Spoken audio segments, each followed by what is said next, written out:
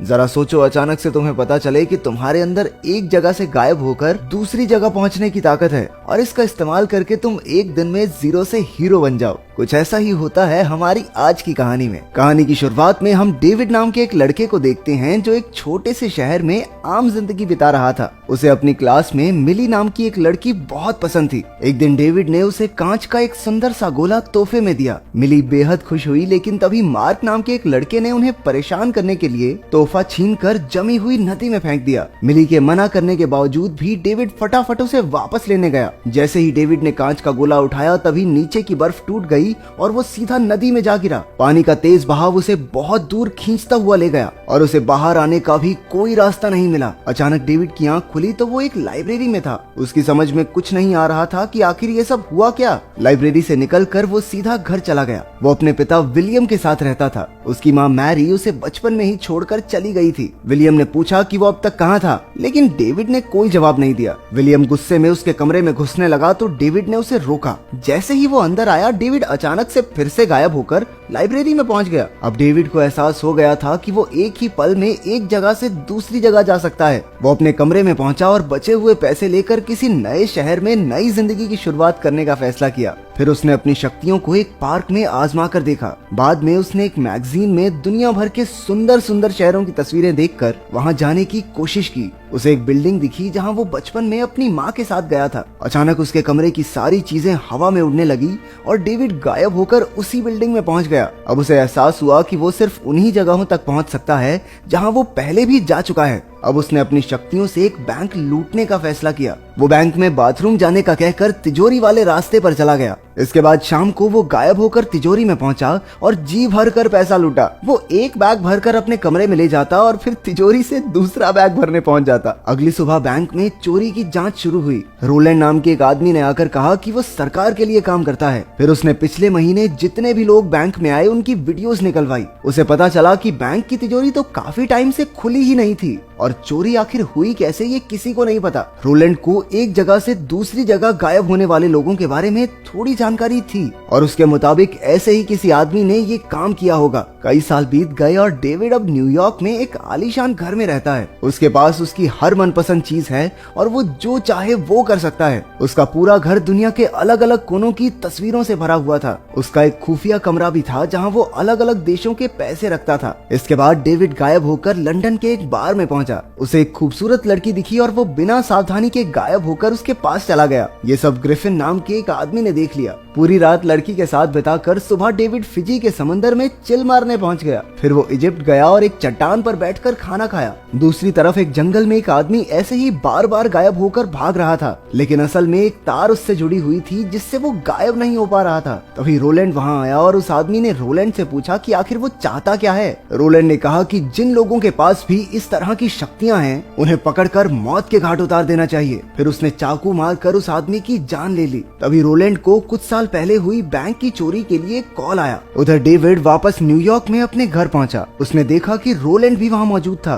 Rowland ने कहा कि वो बैंक चोरी की जांच कर रहा है, लेकिन वो पुलिस में नहीं है। डेविड ने उसे बाहर निकलने को कहा, लेकिन रोलैंड ने एक डिवाइस के जरिए डेविड को जोरदार बिजली के झटके देने शुरू कर दिए। डेविड ने गायब होने की कोशिश की, लेकिन वो कुछ मीटर दूर ही जा पाया। रोलैंड भागकर उसके पास गया और एक बार फिर बिजली का झटका देकर उसे नीचे गिरा दिया। तभी उसने डेविड की तरफ एक तार शूट किया और उसे जकड़ लिया ताकि वो कहीं भाग न सके। डेविड ने फिर भी गायब होने की कोशिश की और उसने एक दीवार पार करके तार काट डाली। उसने पैसों से भरे कई बैग उठाए और तुरंत गायब हो गया। अब वो अपने पिता के घर अपने पुराने कमरे में पहुंचा। विलियम ने उसे घर पर ही रुकने को कहा क्योंकि उसे अपने बेटे की बहुत चिंता हो रही थी। डेविड ने कहा कि मेरी चिंता करने की कोई जरूरत नहीं है और एक बार फिर से गायब हो गया। अगले दिन डेविड मिली को ढूंढने लगा। उसे वो एक बार में काम करती दिखाई दी। वहीं उसे मार्क भी मिल गया और दोनों में फिर से झगड़ा शुरू हो गया। डेविड गलती से उसे गायब करके बैंक की तिजोरी में छोड़ आया। फिर वो मिली के पास लौटा और दोनों में बातें शुरू हो गई। उसने यूं ही झूठ कह दिया कि वो बैंक में काम करता है। बातों बातों में मिली ने बताया कि वो पूरी दुनिया घूमना चाहती है। डेविड ने उसे अपने साथ रोम चलने को कहा और वो खुशी खुशी मान गई। उनके पीछे ग्रिफिन छुपकर सब कुछ सुन रहा था। कुछ ही घंटों बाद डेविड और मिली रोम में कोलोसियम देखने जा रहे थे। उधर तिजोरी के अंदर मिलने की वजह से मार्क को जेल में डाल दिया गया था। वहाँ पर रोलैंड उससे मिलने आया। मार्क ने उसे सब सच सच बता दिया कि वो तिजोरी में कैसे पहुंचा। रोलैंड को अब रोम में डेविड और मिली की तलाश थी। वहीं रोम में डेविड और मिली की बातें प्यार भरे लम्हों में बदल गई। शाम को डेविड उसे कोलोसियम के बंद हिस्से में ले गया और गार्ड से छिपकर उसे घुमाने लगा। वहीं उसकी मुलाकात ग्रिफिन से हो गई। ग्रिफिन ने बताया कि उसके पास भी गायब होने की शक्तियां हैं। वो अपने जैसे लोगों को जंपर्स बुलाता था। उसने डेविड को सावधान किया कि पैलेडिन्स नाम के लोग जंपर्स को खत्म करना चाहते हैं। उसी वक्त वहाँ 2 पैलेडिन्स अपने हथियारों के साथ पहुंचे। जबरदस्त लड़ाई शुरू हो गई और डेविड ने अचानक भागने की कोशिश की, लेकिन एक बिजली की तार ने उसे जकड़ लिया। तभी पीछे से ग्रिफिन ने दोनों पैलेडियंस पर हमला किया और डेविड की जान बचाई। फिर वो गायब होकर अपने खुफिया ठिकाने पर चला गया। डेविड ने देखा कि उसके पीछे एक निशान छूट गया था जिसे जंप स्कार कहते हैं। डेविड उसी में कूदकर ग्रिफिन के पीछे चला गया।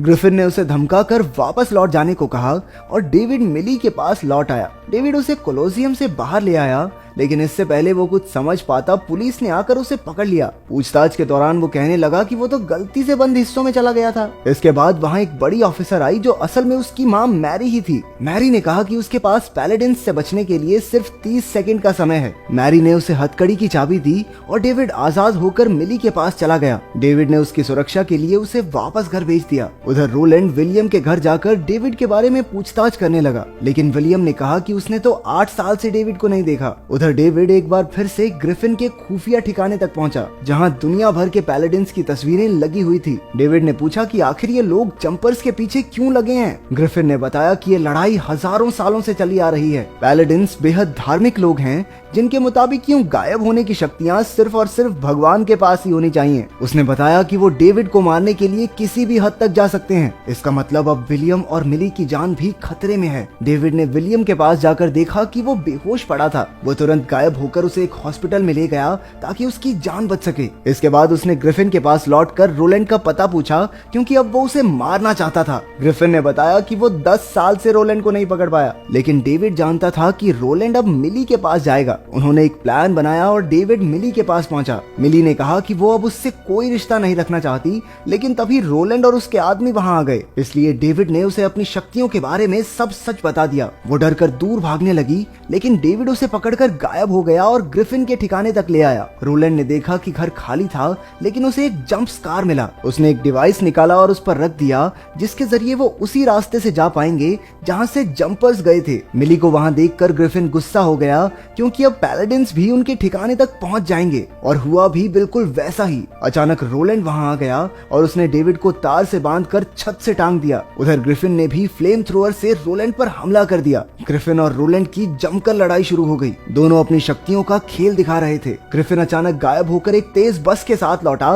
जो सीधा जाकर रोलैंड को कुचलने ही वाली थी, लेकिन रोलैंड ऐन मौके पर साइड होकर बच गया। रोलैंड मिली को मारने ही वाला था कि ग्रिफिन ने ऐन मौके पर आग फेंक कर उसे वापस जंप स्कार में भेज दिया। ग्रिफिन भी पीछे कूद पड़ा और दोनों मिली के घर पहुंचे। एक बार फिर से लड़ाई शुरू हुई और ग्रिफिन जंप स्कार में ले जाने वाला डिवाइस चुराकर वापस अपने ठिकाने पर लौट आया, लेकिन पैलेडिन्स ने कमरे के जंप स्कार से तार फेंक कर मिली को वापस खींच लिया। डेविड मिली को बचाना चाहता था, लेकिन ग्रिफिन ने एक बॉम्ब निकाला। उसने कहा कि वो एक ही बार में सारे पैलेडिन्स को खत्म कर देगा। वो मिली के घर बॉम्ब लेकर जाने ही वाला था, लेकिन डेविड बॉम्ब छीनकर गायब हो गया। ग्रिफिन भी उसके पीछे भागा और दोनों में लड़ाई शुरू हो गई। दोनों लड़ते लड़ते एक से दूसरे देश में गायब होते रहे, कभी इजिप्ट, कभी न्यूयॉर्क, कभी सैन फ्रांसिस्को में, लेकिन बॉम्ब के रिमोट की लड़ाई जारी रही। अचानक वो एक युद्ध के मैदान में पहुंचे और रिमोट ग्रिफिन के हाथ लग गया, लेकिन उसने देखा ही नहीं कि बिजली का खंभा उस पर गिरने वाला है। डेविड उसे लेकर वहां पहुंच गया और जोरदार बिजली ने ग्रिफिन को जकड़ लिया। ग्रिफिन ने मरते मरते डेविड से कहा